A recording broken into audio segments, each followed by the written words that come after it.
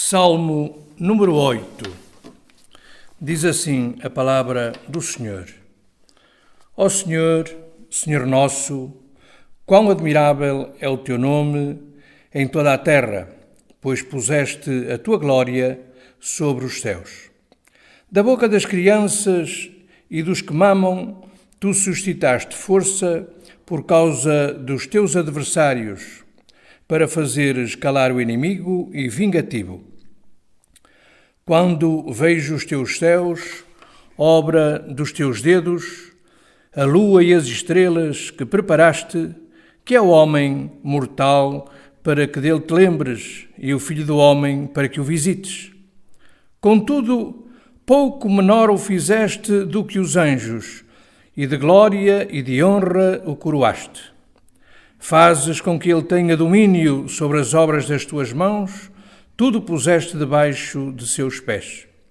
Todas as ovelhas e bois, assim como os animais do campo, as aves dos céus e os peixes do mar, e tudo o que passa pelas veredas dos mares. Ó Senhor, Senhor nosso, quão admirável é o teu nome sobre toda a terra.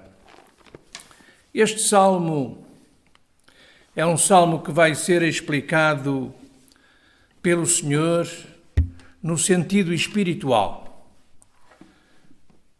Nas mensagens anteriores ainda não abordamos esta forma de explicação, mas queremos que será proveitoso para todos que possamos analisar a palavra, os escritos bíblicos, à luz de uma revelação mais profunda, uma revelação interior.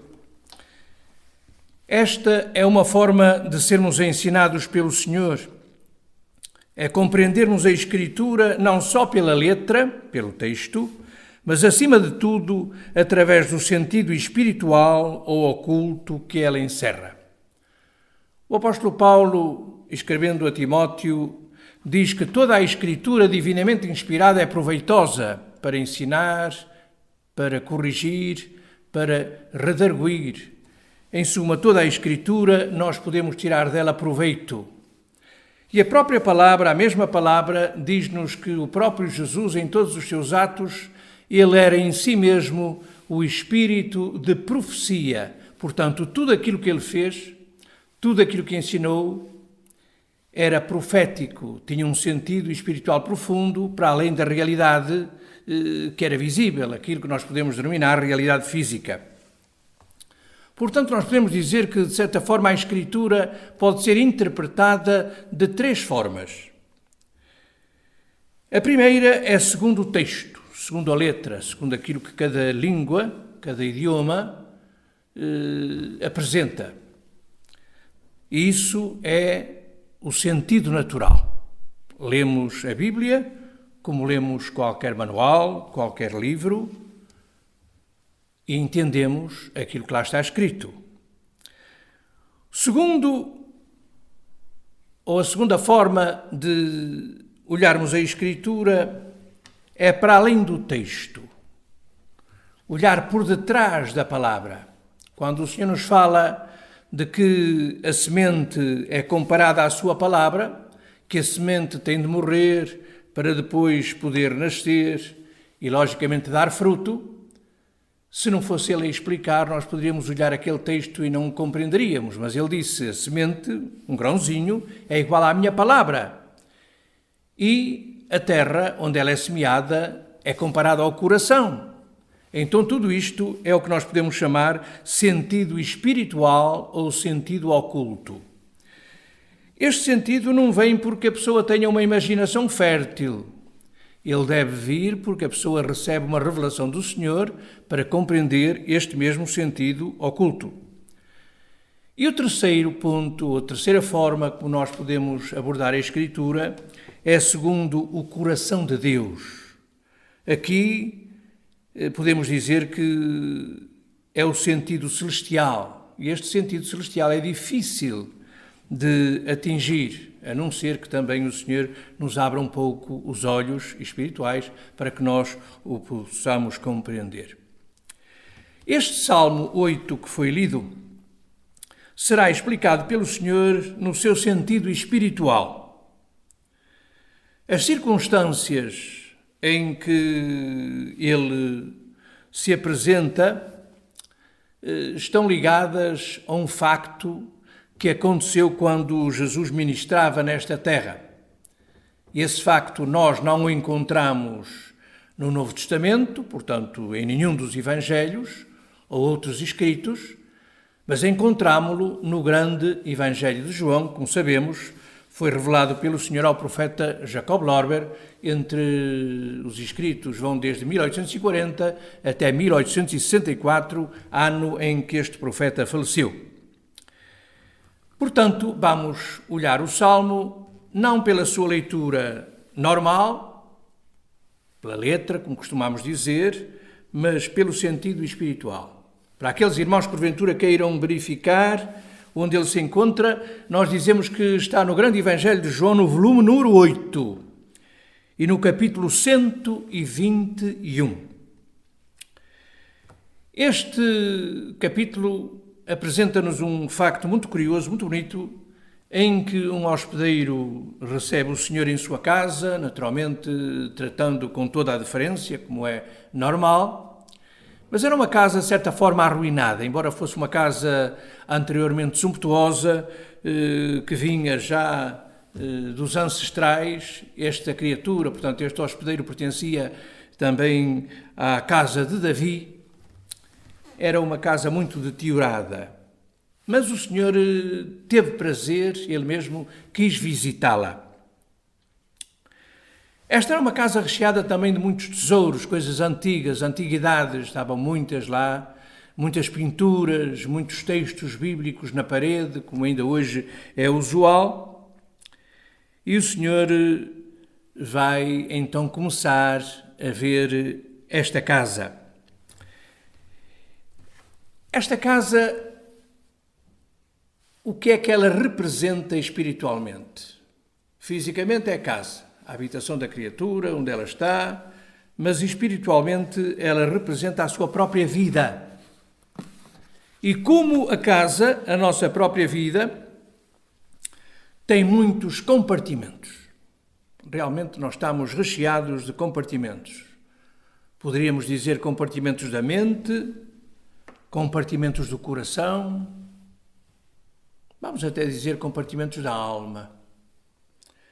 E o Senhor quer, meus queridos irmãos, realmente entrar na nossa casa, conhecer os compartimentos que nós temos, não para os devassar por devassar, mas para trazer a cada um deles a clareza, a luz do seu conhecimento, a luz do seu Evangelho, e tudo que estiver, naturalmente, muita coisa está sujo, Ele quer limpar. De certa forma, Ele quer varrer a nossa casa. Esta linguagem, uma linguagem espiritual, nós encontramos-la na Bíblia Sagrada, no livro de Apocalipse, quando o Senhor escreve a última carta à igreja de Laodiceia, encontra-se no capítulo 3 e verso 20, em que o Senhor diz: eis que eu estou à porta e bato. Se alguém ouvir e abrir, e eu entro, ceio com ele e ele ceia comigo. Aqui há uma ordem e, ao mesmo tempo, também há uma orientação. A primeira, como orientação, é se alguém ouvir, porque o Senhor muitas vezes está perto de nós e nós nem ouvimos, nem sequer o reconhecemos. Mas vamos supor que nós ouvimos o Senhor. É necessário dar outro passo para que Ele possa entrar, e esse passo tem de ser dado por nós, e o Senhor depois faz a sua parte. Nós temos de abrir a porta e deixá-lo entrar. A tendência é quando nós, meus irmãos, recebemos alguém estranho ao nosso convívio, franqueamos sim uma sala de estar, uma sala mais ajeitada para receber as visitas, mas tudo que é interior, da cozinha, os quartos, etc., nós não franqueamos. Mas se entrar nessa mesma casa alguém que é usual no nosso convívio, ele tem livre trânsito, ele pode visitar todos os departamentos da casa. Ora, este hospedeiro, fisicamente, sem saber, ele estava franqueando também a sua casa ao Senhor. O hospedeiro começa por lhe mostrar o aposento principal, que representa aquilo que o Senhor diz que é a nossa própria vida. Aquilo que é visível, chamemos assim, a olho nu. E depois, o Senhor vai ter prazer, Ele mesmo pede, para visitar dependência a dependência. E dentre esses aposentos todos, há um que merece uma menção especial, pois naquele lugar o hospedeiro guardava coisas valiosas, históricas, que o Senhor mesmo avalizou e disse que eram reais. E nós perguntamos, Senhor, o que é que isso representa? Fisicamente representa guardar uma antiguidade. Tem valor, pertenceu aos nossos antepassados, nós guardámo-la. Mas espiritualmente tem um significado. E esse significado, segundo aquilo que disse Jesus, é o que nós mais temos de precioso e que agrada ao nosso coração e à nossa vida. E reparem que o Senhor, ao franquear estes aposentos, Ele vai começar a alterar algumas coisas. Há uma coisa interessante também que nós encontramos no grande Evangelho, no texto que eu lembrei aos irmãos para poderem verificar, que o Senhor entra na sala, no aposento, e vai direitinho ao canto direito. Por alguma razão, se apresenta ali esta referência, canto direito, ou só direito. E devemos habituar-nos, ao ler a Escritura, em certos pormenores que parecem surgir ali ao acaso, mas não estão, todos eles têm um significado. O canto direito representa o conhecimento religioso de cada um de nós, mas ainda sem vida espiritual.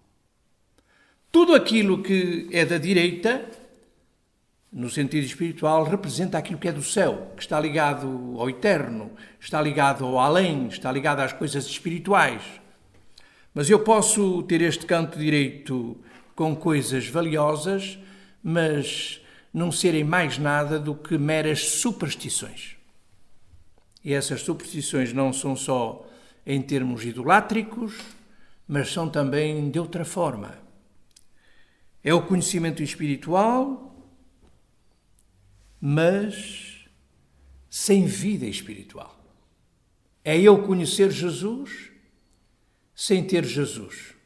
É eu conhecer a palavra sem procurar viver a palavra. É eu amar o Senhor, mas ao mesmo tempo também amar o mundo. Ora, isto também, logicamente, entendemos, tem de ser mudado. Depois do Senhor ir àquele canto direito, o Senhor encaminha-se neste mesmo aposento, o tal aposento principal, para o sul. Mais um ponto cardeal que aqui está por alguma razão. Porque o sul e não o norte, ou o leste, ou o oeste. Porque o Senhor quer mostrar que também nesse sul, ou o meio-dia, há uma significação espiritual e ela representa todos os que estão na inteligência humana. Este eterno meio-dia mostra-nos a sabedoria investigadora. Todos nós temos isso, principalmente quando estamos preocupados com as coisas espirituais e queremos aprofundá-las, começamos a investigar. E essa investigação, neste caso, é caracterizado pelo sul do aposento. Vimos a parte direita já está vocacionada para o que é espiritual, o sul está vocacionado já para a pesquisa, para a busca, mas segundo o raciocínio humano. Isso tem os seus perigos, porque quando nós analisamos a palavra segundo um conceito humano, segundo um conceito intelectual, sem o espírito por trás dela, temos mais prejuízo do que benefício. Depois, temos neste lugar, a aclarar que ali está escrito, era visto o Salmo 8. Neste sul do aposento, cá está um quadro, vamos imaginar que seja um quadro, em que o Salmo 8 estava ali escrito e que nós lemos esse salmo no início desta reflexão. Mas nós não conseguimos assimilar o seu texto para além do texto. E o Senhor vai nos dar essa explicação. No entanto, antes de passarmos à análise do Salmo, notemos também que ele tem um paralelo com a nossa época. Tudo aquilo que vai ser dito daqui a pouquinho tem um paralelo com a nossa época, porque assim como na vinda do Senhor Jesus Cristo, quando Ele encarnou e esteve no nosso meio, deu a sua vida, morreu pelos nossos pecados, ressuscitou, ascendeu aos céus, o Senhor está-nos a mostrar que o tempo é idêntico. A mesma incredulidade, o mesmo materialismo, tudo isso nós encontramos nos dias de hoje. E assim como no tempo de Jesus, também hoje nós vamos encontrar somente um pequeno número de pessoas que estão buscando a verdade com diligência e estão também atentos aos sinais. Estamos vivendo tempos especiais, poderíamos dizer que estamos vivendo tempos ou dias gloriosos, mas somente uns poucos estão atentos a tudo isso e estão buscando a realidade para além da religião. O livro de Cantares de Salomão, no capítulo 1, tem uma descrição muito bonita, também profética, em que alguém pergunta: onde apacentas o teu rebanho? Onde o recolhes? Pelo meio-dia, cá está o sul. Ou seja, alguém procura o rebanho do Senhor, poderíamos usar outra expressão, alguém procura a igreja do Senhor e não a encontra. E nós dizemos: Senhor, há milhões de igrejas. Há milhares de denominações diferenciadas, todas cristãs, cada qual com a Bíblia debaixo do braço. Mas aquele pesquisador que busca realmente a realidade profunda, ele olha uma, olha outra e diz: é qualquer coisa que não está bem. Mas no livro de Cantares se nos dá a resposta quando é dito: se tu não sabes, ó mais formosa entre as mulheres, se não sabes onde está o tal rebanho, segue após a pisada das ovelhas e encontrarás a morada dos pastores, diríamos a morada do sumo pastor, que é Jesus. Não te preocupes com o grupo, não te preocupes com a denominação, não te preocupes com o número. Segue após a vida de alguém que demonstra pelas suas atitudes e pela sua vivência de santidade que é um servo ou uma serva verdadeiro de Deus. E se nós fizermos isso, naturalmente não vamos ficar confundidos. Vamos passar então à explicação que o Senhor Jesus Cristo faz deste salmo. Vamos fazer a leitura do texto em si e depois vamos dar a explicação do Senhor. Nos versos 1 e verso 2 é dito: Senhor, nosso soberano, quão maravilhoso é o teu nome em todos os países, onde te louvam como no céu, da boca das crianças e dos que mamam. O que é que isto quer dizer?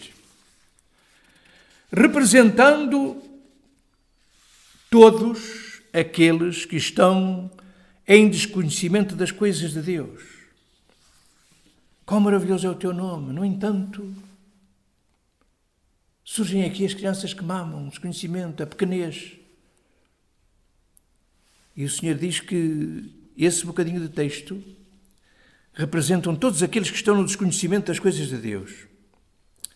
E então o salmista continua a dizer: Tu suscitaste força por causa dos teus adversários. Quem são os adversários? Nós diríamos, são os adversários do Evangelho, são aqueles que proíbem proclamar a palavra do Senhor, etc. Mas o Senhor dá-nos outra explicação.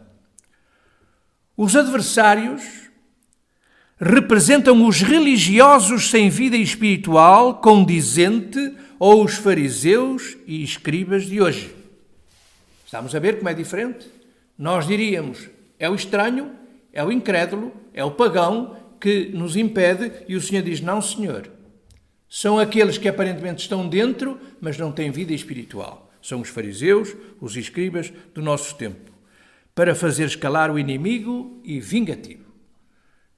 Aqui o adversário, naturalmente, é, como sempre, vencido pelo Senhor, porque embora em muitas situações pareça que ele ganha alguns pontos nesta luta, o Senhor tem uma frase extraordinária que diz, até aqui e não mais além, e nós sabemos que o tempo dele está terminando.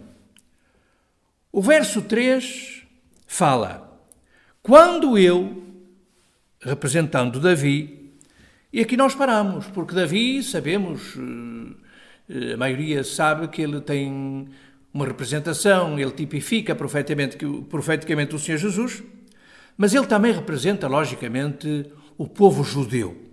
E hoje, ele representa o mesmo povo. E nós dizemos, não, mas o povo judeu está confinado lá em Israel e muitos deles não creem em coisa nenhuma.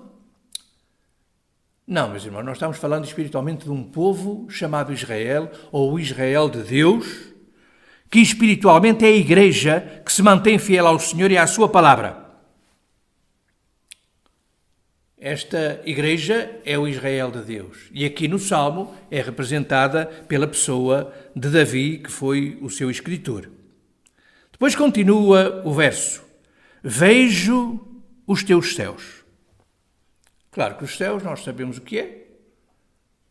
A esfera celeste, olhamos para ele, citámo-lo tantas vezes, mas aqui o Senhor diz que os céus representam a doutrina pura do Senhor. Vejo os teus céus, vejo a tua palavra, vejo a tua doutrina verdadeira. E agora, outra coisa também. Obra dos teus dedos. Poderíamos dizer obra da tua mão, que logicamente que é. Toda a criação é obra de Deus. Mas aqui o Senhor diz que os dedos representam a humanização do Senhor. Ou a sua visibilidade. E nós ainda a temos hoje, através do Espírito Santo.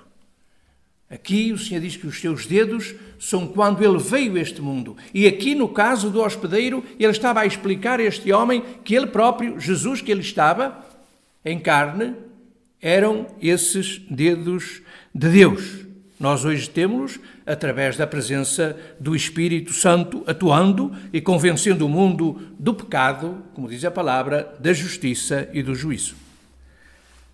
Temos também um corpo celeste, a lua. Segundo o Senhor, a lua representa o amor de Deus para com as suas criaturas. Porquê? Porque este astro brilha recebendo luz do sol e refletindo-a para iluminar a escuridão espiritual do mundo, ele, logicamente, mostra o poder de Deus. Não sendo o poder, ele reflete esse mesmo poder. Surgem também outros corpos celestes, e aqui fala, e as estrelas? E nós encontramos, inclusivamente, esta linguagem no livro do Apocalipse, quando está lá no capítulo 1, as estrelas e os castiçais. As estrelas representam as inúmeras verdades surgidas do amor de Deus. Inúmeras, porque aqui a estrela está no plural, porque são, não, embora nós saibamos que Jesus é a verdade e também a vida, estas estrelas são um muito conhecimento que brilha em todo o seu potencial, em todas as áreas. Na área da revelação, na área da segunda vinda, na área do conhecimento do passado, na área do conhecimento do futuro, o que se passa no além. São muitas verdades. Sendo uma só verdade, são muitas, e todas elas brilham como as estrelas. Vamos passar então ao verso 4. O salmista diz que é o homem mortal para que te lembres dele, e o Filho do Homem para que o visites ou para que o aceites. Quem representa este homem? Nós poderíamos dizer, eu que estou a ler o Salmo sou eu. O irmão ou a irmã que está a ler o Salmo é a sua pessoa. Está correto esse entendimento. Mas aqui o Senhor está mostrando que este homem representa a humanidade no total. E o seu filho, o Filho do Homem, para que o visites, representa a fraqueza e a ignorância, pois foi gerado longe da ordem de Deus e o desconhece. E se nós olharmos para a humanidade, vemos que ela, numa percentagem grandíssima, está na incredulidade e, logicamente, o que ela gera, ou os seus filhos, seguem o princípio dos pais. O mesmo desconhecimento. Aqui o verso 5 diz: contudo, pouco menor este homem o fizeste do que os anjos, e de glória e honra o coroaste. Portanto, meus irmãos, este homem no coletivo, aqui representado e que recebeu a honra do Senhor, mas a desbaratou, representa a cristandade sem a luz interna de Deus. Vou repetir. Este homem representa aquele que recebeu honra, mas a desbaratou, e ele tipifica, identifica a cristandade sem a luz eterna de Deus. E nós paramos aqui e dizemos: Senhor, isto é mesmo assim? E a resposta é lógica. É mesmo assim. Vamos buscar exemplos. Capítulo 16 do Evangelho de Marcos diz-nos assim: e estes sinais seguirão aos que crerem. Em meu nome expulsarão os demónios, falarão outros idiomas ou outras línguas e farão milagres. Nós vimos que isso era uma realidade na igreja primitiva. Quando houve a perseguição à igreja de Jerusalém com a morte de Estevão, a igreja foi dispersa. Ao invés de estarem todos confinados numa cidade, multiplicaram-se por todo quanto era lugar para fugir à perseguição dos judeus. E o que é que diz a palavra no capítulo 8 do livro de Atos dos Apóstolos? Por onde eles passavam, os sinais se sucediam. E nós perguntamos: e hoje? Infelizmente não. Onde é que está realmente o poder, o simples poder, tão fácil de entender e tão difícil de manifestar? Pedro e João entraram no templo. Aquele homem mendigava já há muito tempo naquele lugar. Naturalmente Jesus passou por ele e nunca fez o milagre com ele, deixando para os seus discípulos. Eles olharam para aquele homem. Ele queria uma esmola. E eles não tinham. Mas eles disseram: uma coisa temos, em nome de Jesus, levanta-te e anda. A cristandade desbaratou tudo. E hoje este poder não existe. E nós dizemos: Deus morreu? Foi para o primeiro século? Não. O nosso Deus continua bem vivo e não foi para o primeiro século. É para mim, é para vós, é para cada um daqueles que se dispõem a sujeitar-se ao Senhor, a deixar que o Espírito Santo entre na sua vida, não desbarata o seu poder e usa-o para a honra e glória do Senhor. Verso 6. Fazes com que ele, e aqui o ele temos de prestar atenção a esta palavrinha, tenha domínio sobre as obras das tuas mãos. Tudo puseste debaixo dos teus pés. Este ele, de certa forma, representa o tal homem no coletivo, mas o Senhor disse que este ele representa a sua própria pessoa quando encarnado nesta terra ou quando estava ministrando nesta terra. E se entende o Senhor, pelo ponto de vista da doutrina pura dos céus, que finalmente tudo iluminará e regerá. Ou seja, este Jesus que veio que doutrinou, que deixou um testemunho que os seus discípulos e outros escreveram, mas que ao longo dos séculos foi sendo sistematicamente deturpado, ele, ao longo dos mesmos séculos, também tem avivado a sua palavra, e particularmente no século XVIII, século XIX, até ainda nos nossos dias mesmo, ele tem mostrado a realidade da sua palavra que esteve oculta tanto e tanto tempo. Claro que nem todos a aceitarão, têm todo o direito de o fazer, mas aqueles que estão verdadeiramente vasculhando, procurando, analisando com sinceridade, eles não só serão confundidos, mas eles têm dentro de si a luz completa do Senhor através das suas revelações. Vamos ao verso 7 e ao verso 8. Diz o Senhor: todas as ovelhas e bois, assim como os animais do campo, as aves dos céus e os peixes do mar, e tudo o que passa pelas veredas dos mares.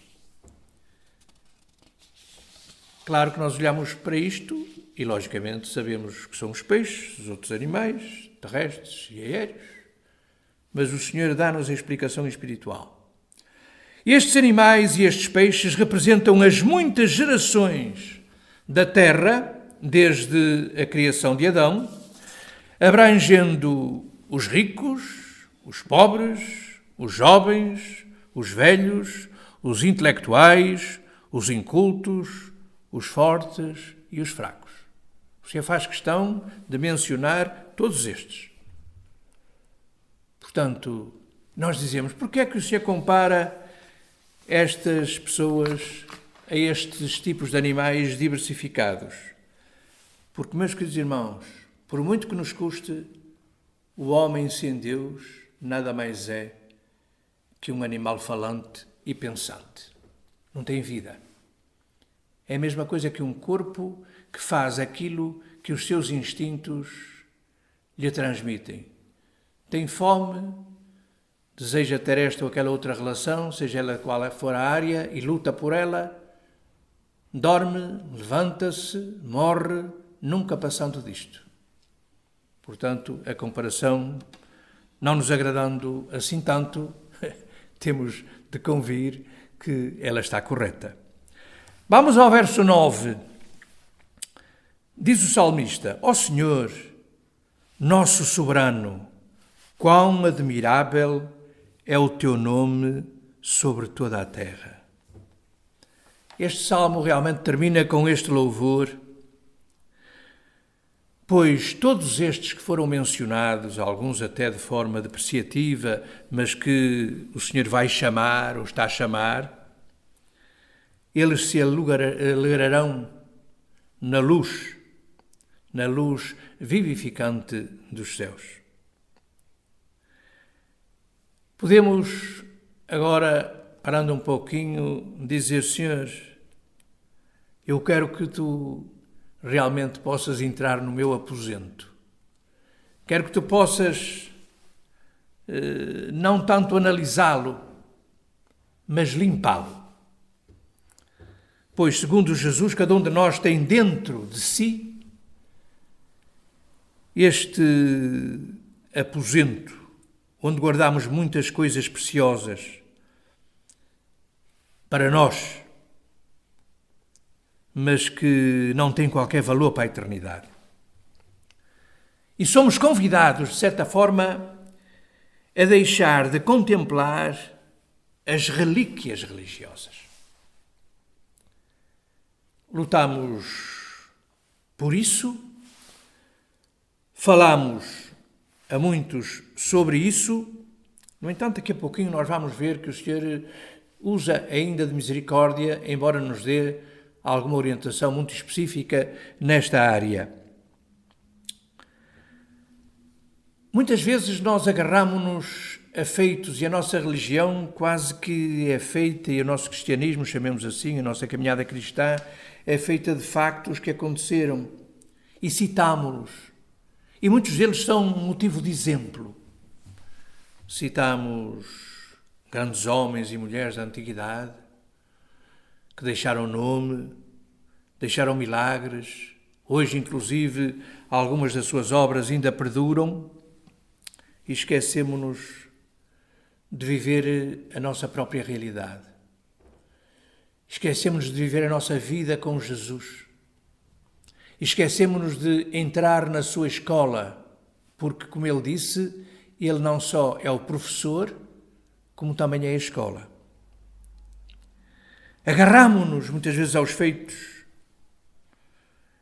e não passamos à ação para nós mesmos podermos dizer isto e aquilo o Senhor fez comigo. Claro que algum irmão ou alguma irmã que me está a ouvir poderá relatar coisas que o Senhor tem feito consigo, é lógico, e graças a Deus por isso. Mas o Senhor quer multiplicar o seu relacionamento connosco em termos de milagres, para que nós possamos experimentá-los e não vivenciar somente aquilo que outros puderam experimentar. Achamos bonito, achamos bom, mas de certa maneira não é nosso. Ora, o Senhor quer que nós possamos ter realmente uma experiência verdadeira com Ele, porque este é o único caminho que nos leva à eternidade com Deus. Eu não vou pelo caminho do meu filho ou vice-versa, mas cada um de nós vai trilhar o seu próprio caminho. E agora vou ler um excerto do grande Evangelho muito interessante sobre este ponto. E nestas palavras pronunciadas por Jesus, nós vamos ficar não só com um resumo de tudo aquilo que refletimos aqui convosco, mas vamos ficar também com uma orientação específica para a nossa vida. Diz o Senhor: no além, o homem só logrará existência feliz daquilo que conquistar pelas suas obras na vontade de Deus. Não é pelo intelecto, não é pelo muito saber, é por aquilo que eu fiz e sempre, ou quase sempre, em prol do outro. Aliás, diz o Senhor, não se prejudica uma alma nobre e pura pelo bem aplicado a outrem, caso sinta alegria com objetivo ou com objetos históricos ou religiosos. Aqui o Senhor salvaguarda aquilo que eu disse há pouco. Mesmo que eu olhe e veja uma pessoa que porventura tem em sua casa, no seu quarto, pendurado ao seu pescoço, algo no seu carro também visível, que represente uma figura, algo relacionado com as coisas do Senhor, eu olho e digo, uma pessoa idólatra. Mas se essa pessoa tiver uma vida de santidade e uma vida de caridade, cuidado com a nossa superioridade espiritual, muitas vezes balofa e vazia de verdade. Aqui o Senhor diz que ele até fecha os olhos a isso. No entanto, o Senhor adverte, diz o Senhor, deve abster-se do culto por coisas mortas e sem valor para a sua própria vida. E compete-me a mim, respeitando o outro, dizer-lhe que aquilo que ele está fazendo não está de acordo com a vontade de Deus. Por outras palavras, está errado, sem forçar ninguém. Mas adverti-lo que realmente esta ou aquela atitude ligada à idolatria traz prejuízo. E o Senhor mesmo diz, quem venerar tais coisas praticará idolatria prejudicial e cairá em toda a sorte de superstição semelhante ao paganismo trevoso. Paganismo das trevas. É muito fácil, ou é mais fácil, entrar-se na superstição pelo caminho da idolatria. Por isso o Senhor nos convida a nos desviarmos dela, para que possamos realmente olhar para o Senhor como realmente Ele é. Tal qual Jesus falou com a mulher de Samaria, de certa forma inaugurando uma outra fase, quando ela pergunta que se deve adorar em Jerusalém ou em Gerizim, perguntando ao Senhor qual é o lugar que Ele aprova, e o Senhor diz nenhum nem outro, porque Deus é Espírito Importa que aqueles que o adorem em espírito e em verdade. E esta é a realidade. O nosso Pai é Espírito, devemos adorá-lo nu e pelo Espírito, e a leitura da palavra, o entendimento da palavra, tem de ser para além da mera letra, também entendido pelo Espírito. Que o Senhor nos abençoe.